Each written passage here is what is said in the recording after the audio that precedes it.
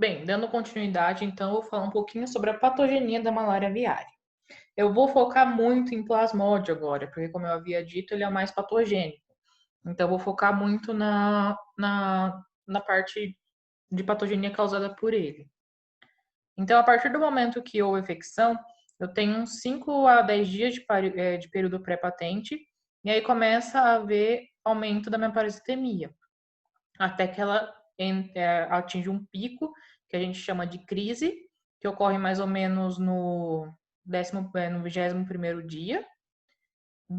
Esse pico ele dura em torno de 7 dias e começa a cair até que o animal entre em cura clínica, ou seja, não tem mais sintomatologia, porém o protozoário está ali, porque a infecção começa a infecção crônica. Esse protozoário ele não é totalmente eliminado pela ave, ele continua ali, é, quietinho, né? Até que há um evento que causa, né, algum estresse ou imunossupressão nessa ave, ele é ativado e começa a se multiplicar de novo e aumentar a parasitemia, depois ele cai de novo. E esse pico secundário é no 35º dia. É no momento de crise, quando eu tenho maior número de parasitas na ave, que eu consigo ver as células em esfregaço sanguíneo, ver as células infectadas em esfregaço sanguíneo, e que que o animal tem as sintomatologias mais graves da doença. Bem, eu sei que vocês não tiveram patologia, eu vou tentar ser o mais simples possível para explicar essa parte, para vocês entenderem melhor o que acontece no animal, né? O que os hematoporídeos causam nos animais. Então, vamos lá. Como eu havia dito no ciclo, lá no plasmódio, lembre que tem a fase de merogonia no eritrócito, na hemácia. Quando ocorre isso, essa merogonia na hemácia, a hemácia ela é rompida e libera vários merozoítos, certo? Então, a ruptura da hemácia nessa merogonia. Além disso, eu vou ter o quê? Vou ter trofozoito dentro das hemácias e vou ter gametócitos. O meu sistema imune, o sistema imune da ave, ele vai reconhecer aquilo como não próprio e ele vai destruir também essas células infectadas. Então, vai juntar a quebra a hemólise que está acontecendo por conta da merogonia que está ocorrendo nos eritrócitos, juntamente com o organismo tentando fagocitar essas hemácias infectadas e a resposta imune também lesionando essas hemácias. Então, eu vou ter hemólise. Hemólise é isso, é lise das hemácias, dos eritrócitos. Uma hemácia, ela possui hemoglobina. Hemoglobina nada mais é do que uma globina, né, uma cadeia de globina, com um grupamento M, que é ligado ao ferro, certo? E a hemoglobina ela carrega oxigênio. Então, se eu tenho hemólise, eu vou ter essa degradação da hemoglobina. E o que acontece? A parte globina da minha hemácia, ela é degradada, e o grupamento M, a parte do ferro, ele é armazenado, o ferro é armazenado, né, nos macrófagos, e a parte do grupamento M, ele é degradada, convertida em biliverdina. Essa biliverdina, ela vai ser eliminada nas fezes. Se eu tenho um monte de célula de eritrócito sendo destruída, eu vou ter maior produção de biliverdina. Biliverdina, o nome já diz, é verde. Então, minhas fezes, as fezes das aves vão ficar bem esverdeadas. Além disso, se eu estou tendo hemólise, o que está acontecendo? Esse ferro que é liberado do grupamento M, ele começa a se acumular nos tecidos. E como a hemólise é muito grande, eu vou tendo muito ferro, levando a acúmulo de hemosiderina. Esse acúmulo de ferro nos tecidos é chamado de hemosiderina, que vai levar a hemosiderose hepática. Quando eu abro uma ave e o fígado está muito marrom, cor de ferro mesmo, é por conta de hemosiderose hepática, de depósito de ferro, provavelmente porque essa ave estava com hemólise. Além disso, como eu havia dito, hemoglobina carrega o quê? Oxigênio, certo? Se né, eu estou tendo vários eritrócitos sendo lisados, eu não estou conseguindo levar oxigênio suficiente para os tecidos. Então, o meu tecido vai entrar em anóxia. E com isso, sem oxigênio, o tecido não consegue viver. Então, eu vou ter hemorragia, edema e vai culminar em necrose. Além disso, lembra que eu falei para vocês que a maioria das fases assexuadas, reproduções assexuadas do parasita, ocorre onde? Células endoteliais e células de tecido, mononucleares de tecido. Então, o que vai ter? Esses merontes no endotélio dos vasos, né, nas células endoteliais, e nos tecidos, vai levar a uma vasculite. Porque é um organismo estranho que vai incentivar uma inflamação. Então, vai levar uma inflamação do vaso, que a gente chama de vasculite, e como o tecido também está cheio de meronte, vai levar uma inflamação do tecido, certo? E aí o tecido muito inflamado, ele fica congesto, ele fica bem vermelho. Vasculite leva a aumento da permeabilidade da membrana, então vai levar a edema, e aí acúmulo de líquido, principalmente no saco pericárdio e no pulmão. E hepatosplenomegalia, porque é aonde eu tenho esses merontes teciduais, né? E o baço ele vai ter que estar trabalhando mais também para tentar repor essas hemácias que estão sendo perdidas, né? E aí eu tenho hepatosplenomegalia por conta desses merontes nesses tecidos também. E todas essas inflamações vai culminar numa deficiência circulatória que vai levar a cardiomegalia e o animal pode morrer de insuficiência cardíaca e pulmonar.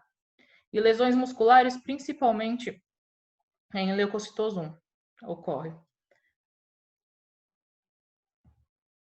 Em relação aos sinais clínicos, a ave ela vai estar letárgica, ou seja, ela vai estar quietinha, a anorexia ela não vai estar comendo muito, as penas vão ficar eriçadas, ela vai estar com dispneia por conta daquilo que eu falei, que pode dar edema pulmonar, pode atuar no pulmão. Hipertermia ou hipotermia varia.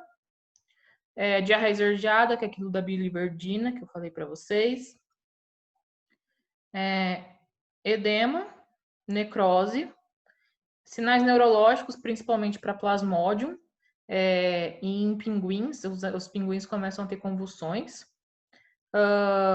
E uma coisa que é diferente, a ave vai estar com boa condição corporal, você não espera isso, mas ela vai estar. Porque, como eu havia dito, quem são as aves suscetíveis? Pinguins e aquela ave do Havaí. Se eles acabam pegando esse protozoário, eles não conseguem, não tem tempo da doença se desenvolver realmente, é uma morte bem súbita. Então, as aves acabam morrendo com condição corporal boa, ela não chega a definhar, não tem tempo para definhar, porque eles não têm imunidade nenhuma contra esse protozoário. E além disso, a gente pode observar também como para olhar as aves, esses edemas de pálpebra, que é onde as moscas dos mosquitos gostam de picar em ave, na pálpebra próximo do bico. Então, se a gente vê essas lesões sugestivas de picada, a gente pode imaginar que possa ter o vetor ali, né? Que tem alguma mosca, um mosquito picando e pode levar a associar com a malária aviária. Além disso, condições de estresse predispõem à sintomatologia. Como eu disse, as aves suscetíveis são os pinguins e aquela do Havaí, mas outras aves também podem ter sintomatologia e muitas vezes está relacionada a estresse. Então, normalmente, aves que ficam doentes e acabam indo para clínicas e ficam internadas, ou até mesmo em locais de conservação de animais que acabam tendo aves, ela pode sofrer estresse e desenvolver uma doença que nem, tipo, ter o protozoário com ela foi para a clínica por conta de outra doença, ela ficou internada, ficou num ambiente que não era comum, com aves que ela não está acostumada, com sendo manipulada, ela sofreu tanto estresse que começou a desenvolver sintomatologia de malária aviária. Isso pode ocorrer. O estresse é o fator primordial para outras aves desenvolverem sintomatologia.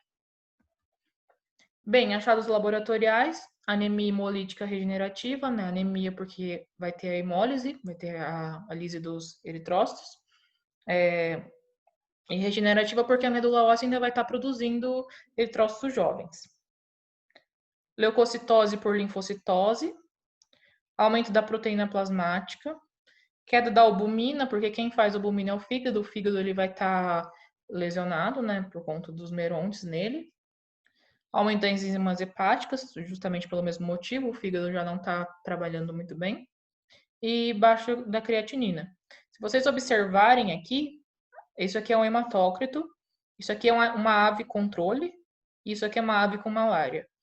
O hematócrito diminui muito, então tem muita queda na hemoglobina e no hematócrito de um animal infectado e com sintomatologia. Bem, diagnóstico. Eu posso fazer o diagnóstico por vários métodos. O primeiro é pelo esfregaço sanguíneo. Pode ser que eu não ache nada, tem que estar em fase de parasitemia alta e tudo mais. Mas esfregaço sanguíneo eu consigo visualizar. Prestem atenção nisso. Plasmódium. O que eu posso observar em plasmódium? E em qual célula eu posso observar? O plasmódium, esfregaço sanguíneo, o que a gente vê em esfregaço sanguíneo? Células do sangue, certo? Então, eu vou ver hemácias, eu vou ver leucócitos, eu vou ver outros glóbulos brancos. Eu vou ver isso. Eu não vejo célula endotelial em esfregaço sanguíneo. Não vejo macrófago tecidual em esfregaço sanguíneo, porque ele vai estar no tecido, certo?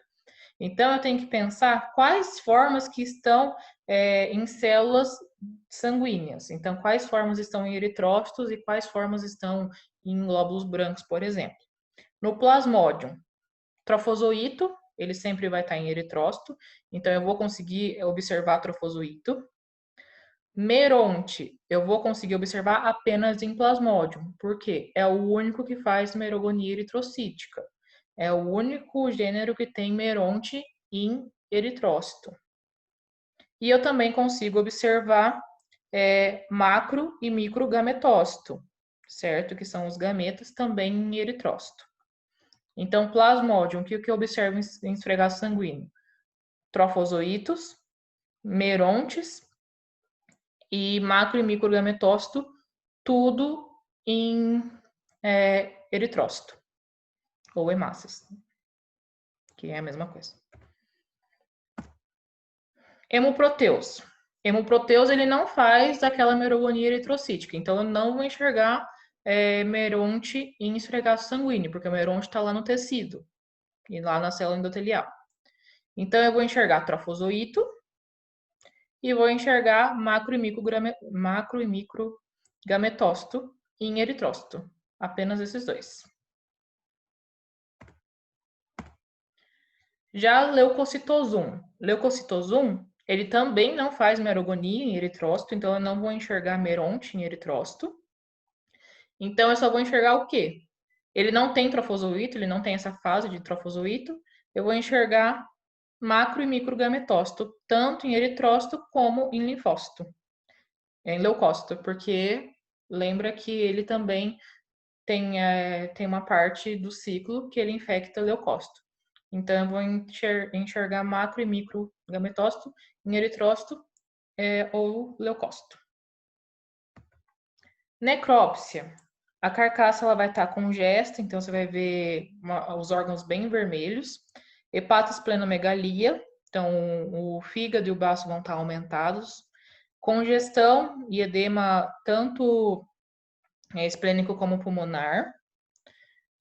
Congestão hepática e muscular e engurgitação de grandes vasos. Hidropericárdio por conta do edema e da falha da circulação. Sangue aquoso ou descorado, aqui a gente consegue ver. Lembra que eu falei que da vasculite? A vasculite, ela causa hemorragia e causa a formação de petecas, que são esses pontinhos vermelhos na carcaça. E a ave também tem hemorragia. E aí acaba saindo sangue pelos orifícios. Trombos e tromboembolismo. Aqui, ó, um fígado de uma ave com malária e aqui é um fígado normal. Aqui é um baço e aqui é um baço. Olha a diferença de tamanho. Aumenta muito o tamanho desses órgãos. Aqui é o hidropericárdio, o coração está ali dentro, o saco pericárdio cheio de líquido, por conta do edema. E aqui é um baço gigante também. E aqui isso é a carcaça congesta. Ela é bem vermelha. Quando vocês tiverem patologia, vocês vão ver tudo isso. Em relação à histopatologia, o que é histopatologia? São fragmentos de tecidos. Então, quais células de todos os três gêneros que a gente viu tem nos tecidos? Os merontes. Então, em tecido eu vejo meronte. Isso aqui é um baço e isso aqui é um meronte. E além de meronte, em caso de leucocitosum e hemoproteus apenas, eu vejo também megalomeronte, que são, né, os merontes gigantes, que aqui a gente pode ver. Tudo isso é um megalomeronte. Decalques teciduais também posso utilizar como método de diagnóstico. Decalque tecidual nada mais é que cortar um pedacinho do órgão, por exemplo, eu corto um pedacinho do baço e dou uma carimbada na lâmina, assim, tipo, encosto o órgão na lâmina e tiro. E aí eu observo no microscópio, né, coro e observo no microscópio. Aí eu vou ver também merontes teciduais. Outras técnicas de diagnóstico, PCR, ela é a mais utilizada, assim, porque se a ave não está em fase de parasitemia, você não vai enxergar nada no esfregaço sanguíneo. Então, você vai e faz PCR, ou você faz sorologia, ou imunistoquímica, ou teste rápido, que também é um teste sorológico, mas o resultado sai mais rápido. Em relação à prevenção e controle, eu tenho que controlar vetor, certo? Eu tenho que controlar moscas e mosquitos. Então, como eu faço isso? Utilizando tela. Então, em zoológicos, por exemplo, que tem pinguins, eu posso tentar telar a área dos pinguins para tentar evitar que moscas e mosquitos entrem em contato com esse animal. Ventiladores. Por que ventilador? Porque o ventilador ele fica fazendo circular ar e impede que aquela camada de gás carbônico fique parada. Então ele circula ar. Além disso, um ventilador ele meio que espanta, entre aspas, os mosquitos, né? Porque o mosquito não consegue voar com ventilação, né? Fica limitado o voo do mosquito e da mosca quando há ventilação. E passar repelentes nessas aves. Na Europa e nos Estados Unidos, como lá é muito comum na primavera e no verão ter essa doença, eles resolvem medicar o animal antes da doença, né? Antes da doença ocorrer. Isso diminui um pouco a gravidade da doença, mas alguns animais acabam morrendo mesmo assim. E aí eles utilizam para isso esses protocolos, né? Que está descrito aqui. Primaquina, normalmente, e clororquina. No Brasil isso não é feito. Primeiramente, primaquina é muito difícil de conseguir aqui no Brasil, é um importado, precisa de uma burocracia gigante para conseguir. Então, o Brasil ele não trabalha. E aqui a doença tem o ano todo, né? Então, ele não trabalha, não faz profilaxia medicamentosa. Aqui é preferível fazer o monitoramento. Então, sempre fica vendo esfregaço sanguíneo, tentando ou fazendo os testes sorológicos para tentar pegar essa doença a tempo de cura. E o tratamento de aves infectadas, para o Plasmodium, a gente usa duas drogas. Uma que elimina as formas teciduais, que é a primaquina,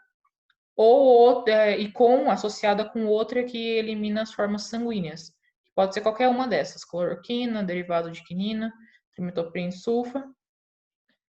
Hemoproteose leucocitosum não é preconizado o tratamento. E no Brasil, como é difícil ter, né, encontrar a primaquina, a gente só usa clororquina. e, e não é tão viável assim aqui no país. Esse tratamento não é tão bom, não é tão eficaz como se associasse os dois fármacos. E lembrando, né, que vocês têm que ver se realmente vale a pena o tratamento. Se for uma ave que não está demonstrando tanto sinal clínico, é melhor não tratar. Por quê? O estresse do manuseio só vai piorar a situação, uma vez que esses protozoários eles se replicam mais em situações de estresse, em que tem cortisoide liberado. Então, em situações, você tem que pôr na balança o que é melhor, né? Se é bom, se essa ave vai aguentar passar por estresse para o tratamento ou não. E aqui são protocolos que são utilizados também, caso vocês queiram olhar. E é isso. Qualquer coisa, vocês me procurem, me mandem e-mail, que eu estou à disposição.